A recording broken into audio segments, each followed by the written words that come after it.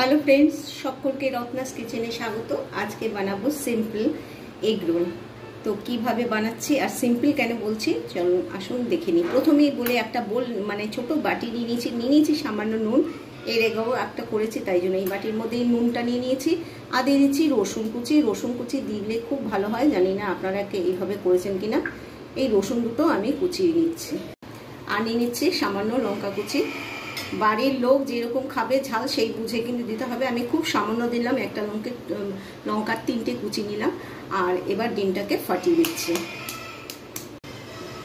ডিম ফাটিয়ে নিয়েছি। এবার দিয়ে দিচ্ছি গোলমরিচের গুঁড়ো। গোলমরিচের গুঁড়োটা বেশ ভালো লাগে এখানে।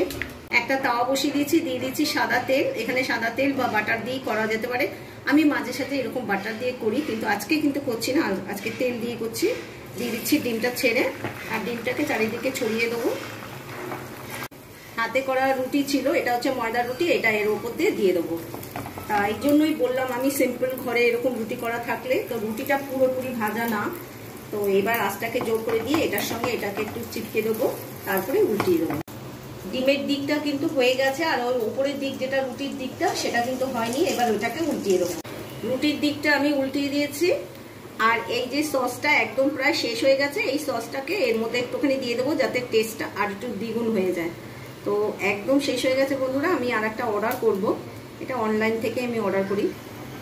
মোটামুটি যেটুকু দিলাম ওইটুকুই ভালো, আর বেশি দিচ্ছি না, কেন বেরোচ্ছে না, এগুলো এটা ফেলে দিতে হবে। এবার এটাকে একদম পুরো ফ্রাই হয়ে গেছে, এটাকে রোল মতন করে বা এমনিও করে খাওয়া যেতে পারে। কেমন লাগলো আমার এই সিম্পল এগ রোল রেসিপি? যদি ভালো লেগে থাকে অবশ্যই ট্রাই করবেন, আর সাবস্ক্রাইব করবেন, আর বেশি বেশি করে শেয়ার করবেন, আর কমেন্টস থাকলে অবশ্যই কমেন্টস করবেন। ভালো থাকবেন, সুস্থ থাকবেন, বাই।